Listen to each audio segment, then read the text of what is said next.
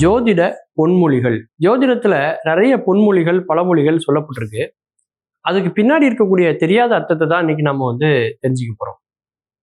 பொதுவா எல்லாருமே என்ன சொல்லுவாங்க அப்படின்னா, செவ்வாய் வெறும் வாய் அப்படிம்பாங்க. ஆனா செவ்வாய்ங்கிறது வெறும் வாய் அப்படிங்கிறது அர்த்தம் இல்லைங்க. செவ்வாய் என்பது வருவாய் அப்படிங்கிறது தான் இன்னைக்கு சொன்னாங்க. எப்படின்னா, செவ்வாய் அப்படின்னா செம்மையான வாய்னு அர்த்தம். செம்மைன்னு என்ன அர்த்தம்னா சிறப்பு பொருந்திய வாய். அப்போ ஒன்றை பற்றிய எல்லா சிறப்புகளையும் தெரிந்து கொண்ட ஒரு நபர் எப்படி இருப்பாருன்னா, வெறும் வாய் அப்படின்னு என்ன பேசவே மாட்டாரு அப்படின்னு அர்த்தம்.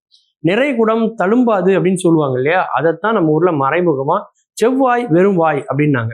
அதே மாதிரி பொண்ணு கிடைச்சாலும் புதன் கிடைக்காது அப்படிம்பாங்க. அது என்னங்க பொண்ணு கிடைச்சா அப்படின்னு பாத்தீங்கன்னா, தங்கம் கிடைச்சாலும் கிடைக்கும், ஆனா புதன்கிழமை கிடைக்காது, அதனால இன்னைக்கே நம்ம முகூர்த்தத்தை வச்சுக்கலாம் அப்படிம்பாங்க. பொன் கிடைச்சாலும் புதன் கிடைக்காது அப்படிங்கிறதுக்கு என்ன அர்த்தம்னா, பொன்னன் அப்படிங்கிறது யாரை குறிக்குது அப்படின்னா குரு பகவானை குறிக்குது. அதாவது குரு ஆசிரியர் என்பவர் கிடைத்தால் கூட வாழ்க்கையில் கிடைப்பார். ஆனால் அதை கற்கணும் அப்படின்னாக்க புத பகவானினுடைய அருள் வேணும். கல்விக்குரிய கடவுள் யாரு, கற்பதற்குரிய கடவுள் யாரு அப்படின்னு பார்த்தீங்கன்னா புதன் இல்லையா. அப்போ நல்ல குரு அமைந்தாலும் படிப்பதற்கு புதனினுடைய அறிவு வேண்டும், அவருடைய ஆற்றல் வேண்டும், ஆதரவு வேண்டும், அனுக்கிரகம் வேண்டும்ங்கிறத அப்படி அவங்க நமக்கு சொன்னாங்க. அதே மாதிரி சனி போனோம் தனியா போகாது அப்படிம்பாங்க. அப்ப எல்லாரும் பயப்படுவாங்க. சனிக்கிழமை அன்னைக்கு யாராவது இறந்துட்டா இந்த பணம் தனியா போகாது, வீட்டுல வேற யாராவது ஒருத்தவங்க இறந்துருவாங்க அப்படிங்கிற மாதிரி அபசகனமா பயப்படுவாங்க சில பேர். அதுக்கு உண்மையான அர்த்தம் அப்படி கிடையாதுங்க.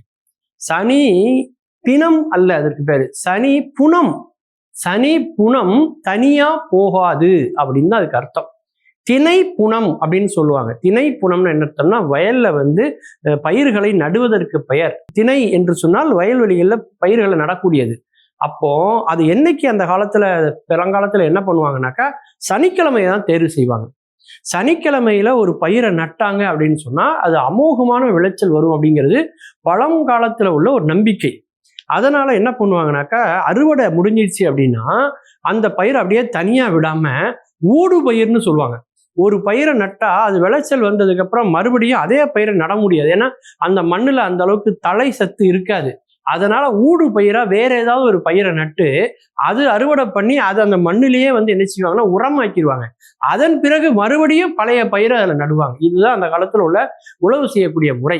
அப்படி பார்க்கும் பொழுது அங்க என்ன நடக்கும்னா சனி புனம் தனியாக போகாதுன்னு என்னத்தம்னா ஒரு பயிரை அறுவடை செஞ்சதுக்கு அப்புறம் உடனே அடுத்த பயிரை அவங்க நடுவாங்க அப்படிங்கிறது தான் அதில் உள்ள செய்தி.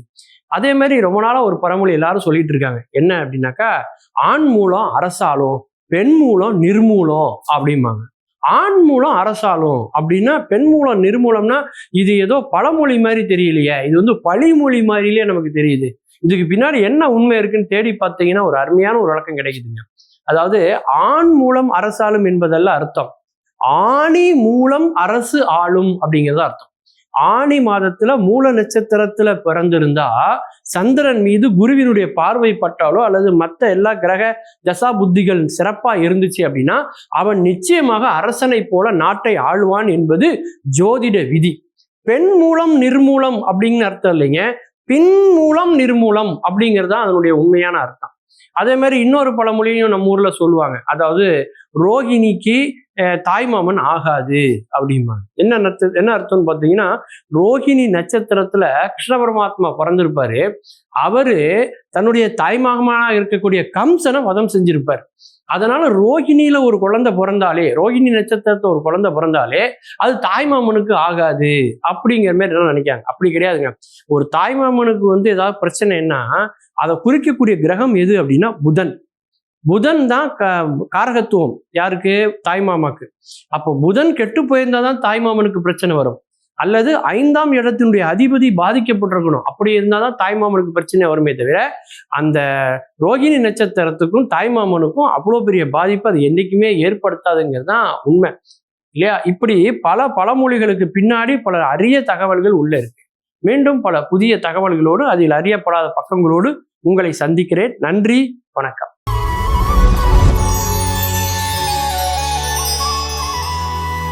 குடிகாரங்களோட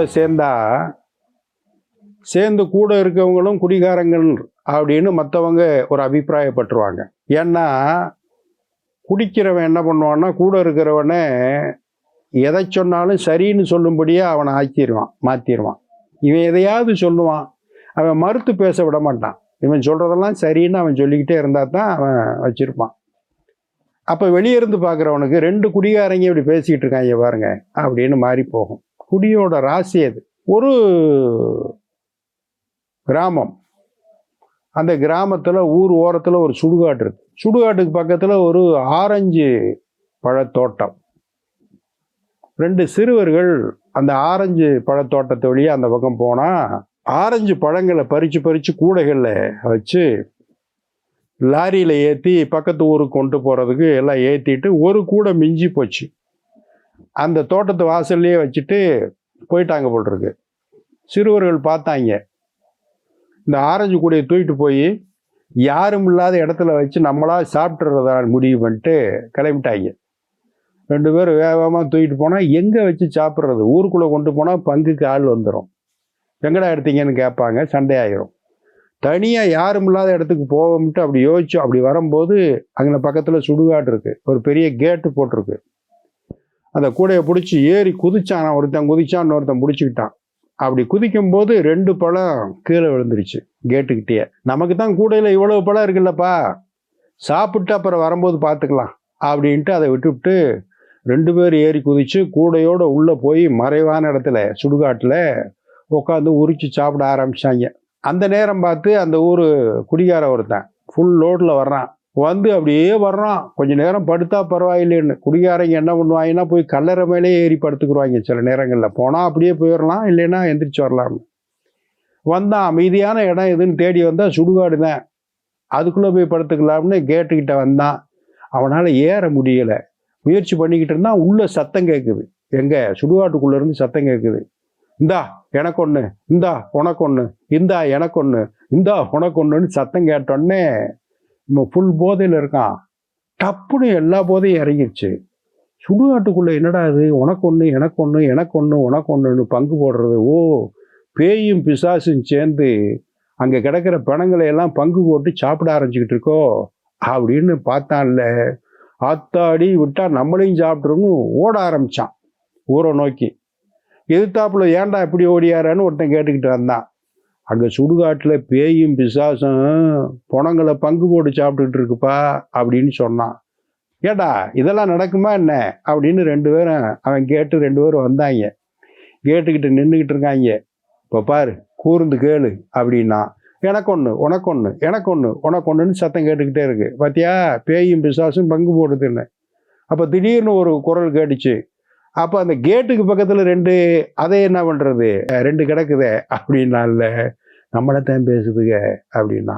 கேட்டுக்கு பக்கத்தில் 2 கிடக்க, ஆமாம் அது எனக்கா உனக்கான்னு நீயே வச்சுக்க, நல்லா உரிச்சு சாப்பிடு அப்படின்னு ஒன்று. ஆத்தாடி சிக்கனம்னா நம்மளை உரிச்சு சாப்பிட்ருங்கன்னு சொல்லி 2 பேரும் பிடிச்சாங்க பாருங்க ஓட்டம். குடி செய்கிற குதூகலங்கள் இந்த மாதிரி இருக்கும். அடுத்த ஒரு நிகழ்வில் சந்திப்போம். இந்த நாள் இனிய நாளாக அமைய நல்வாழ்த்துக்கள். வணக்கம்.